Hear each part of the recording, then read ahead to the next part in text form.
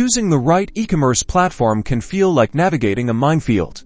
But today, we're detonating the confusion by pitting Lemon Squeezy against Shopify. First up, features Lemon Squeezy excels in selling digital products. Think books, software, and courses. They handle licensing, subscriptions, and even VAT calculations with impressive ease. Shopify, on the other hand, is a behemoth that supports both physical and digital goods. Its app store is massive, offering endless customization options, from advanced marketing tools to complex inventory management. Now, let's talk pricing. Lemon Squeezy boasts a simple, transaction-based fee structure, perfect for businesses just starting out or with fluctuating sales. Shopify offers tiered monthly plans with varying features and transaction fees. While it can scale with your business, the costs can add up, especially with add-ins. Ease of use is crucial. Lemon Squeezy is known for its intuitive interface and straightforward setup. It's designed to get you selling quickly. Shopify, while powerful, has a steeper learning curve. Setting up your store and navigating its features requires more time and effort,